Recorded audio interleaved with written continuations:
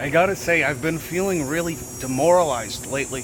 I mean, with what is happening in this country and people's reactions, it's hard to not be. And honestly, it's not even the corruption which gets me all messed up. You know, we've had this for decades where neoconservative, fake conservative rhinos and the left wing will hold hands as they march forward in corruption and stomp on the face of the American citizen. But that's normal, you know, that doesn't do anything. That's just my enemies attacking me. I expect it. But what demoralizes me, what gets me annoyed, pissed, and angry is that we are trapped in this like revolving door where government corruption happens and then we expect, the government's gonna fix this. Like this recent Afghanistan snafu where we run out of the country so quickly overnight, where we leave behind our soldiers, our guns, our tanks, our planes, even our dogs, our service dogs. And what are Republican talking heads saying as always? Oh, Biden is 3 days away from getting impeached, you just gotta wait. Oh, some top senators are compiling a report, a dossier, which is going to expose all of the misconduct that's been happening from the top military brass and Biden himself. You know, we're supposed to believe that all these millionaire slugs in top positions in the US government are like secretly caring about the average American citizen. Just wait a few more months. It's always just wait a few more months and all the corruption, all the problems, they're gonna get taken care of by all these secret patriots. You know, like in half a year, fucking Mitt Romney's gonna take off his suit and hoist up the American flag for you. But I feel like I can say as many words as I want to prove to you that these elites, that these people in high political positions are not just regular average American citizens who just so happen to be parts of the government. I'll just let them speak for themselves. Tell me, is this what an average American is all about? Tell me, is this a positive view on what the average American is? Did you say free fries when you get vaccinated? I got vaccinated. You're saying I could get this? These delicious fries? Wait a minute. But there's also a burger element to this? Let me check with Bill Neathart. Is it too early in the day to eat a burger? No.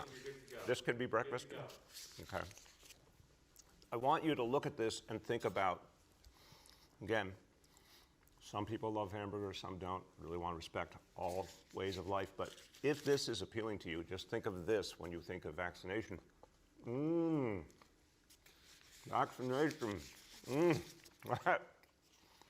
I'm getting a very good feeling about vaccination right this moment. Thank you.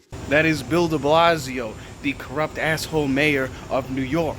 He is not a member of his local community. He does not go to the grocery store and shop just like you. This man doesn't know what the price of milk is. He is part of a global community, an international community of elites and power brokers. And after 20 years of playing the system of taking loophole legal bribes from lobbyists and fundraisers, and after decades and decades of meeting with the leaders of the largest corporations in the world, working with them, taking their bribes, decades of meeting with world leaders, of making decisions which affect millions of people and treating people like numbers, they stop believing that they are a member of the flock and start to believe that they are the shepherd.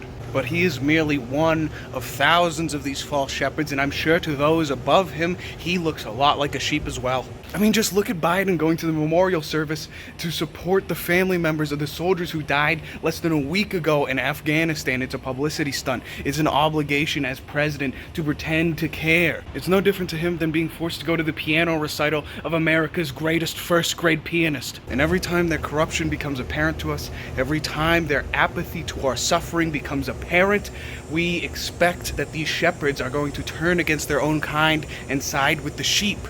Perhaps I have simply been cursed with memory, and I know what happens because I've seen it happen so many times before, but everyone has lived through it. It's just we don't think about it anymore. I remember Hillary Clinton as Secretary of State taking bribes from foreign countries in exchange for favors from the United States. And what did they say? We're going to investigate it. We're going to kick her out of office. It's just going to be a few months. I remember Uranium One. And what did they say? Just a few more months. We got a report coming out. We're going to devastate. We're going to take all these people out of office. We're going to end corruption. I remember the Barr-Durham report. They're supposed to be cleaning up Congress. They're supposed to be cleaning up the government. Thousands of indictments we were promised. And what? So excuse me if I do not trust the mainstream right-wing talking heads and senators who are saying, oh, I have insiders in the Biden administration who are seriously considering the 25th Amendment. Impeachment any day now. He's going to step down. Because I've seen it before. Every time the bald face of our government is exposed of tyranny, of corruption, of apathy, we are told the situation is under control, that investigations are underway, that justice will be done. All we have to do is wait a few months. And as we wait those few months for justice to be done, for the will of the American people to be made known to those corrupt in charge, there is a new tyranny which distracts us, and we begin to forget, or we become distracted by the bread and circuses and become more concerned over who is going to win the Super Bowl or who is going to win the World Series than if our government is tyrannical or not, if there is rule of law in our country or not. Either way, the result is the same. The second people forget, the second people stop being so outraged, business resumes again as normal, which is corruption. Justice is not done.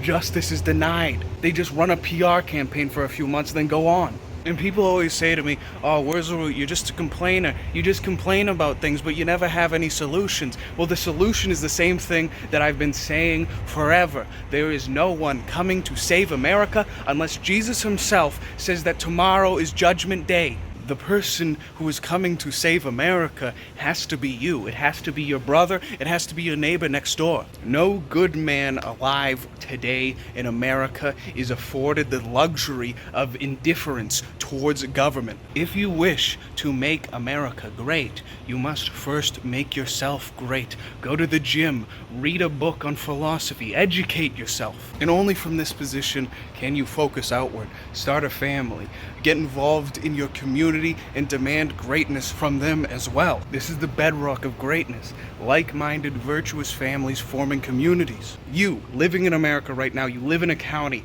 That county has a county GOP, all right? And it makes huge decisions on funding candidates for local and state government and appointing different candidates for local and state government. And I'm going to bet the people who are going to those meetings, who are making these decisions in your county, are 12 people who are all over the age of 80. Bring you and 5 of your friends and take it over. Take your community back, and then you can take your country back. Or you can keep sitting there like a fat slob and watching football every day, but know that you're gonna get what you deserve.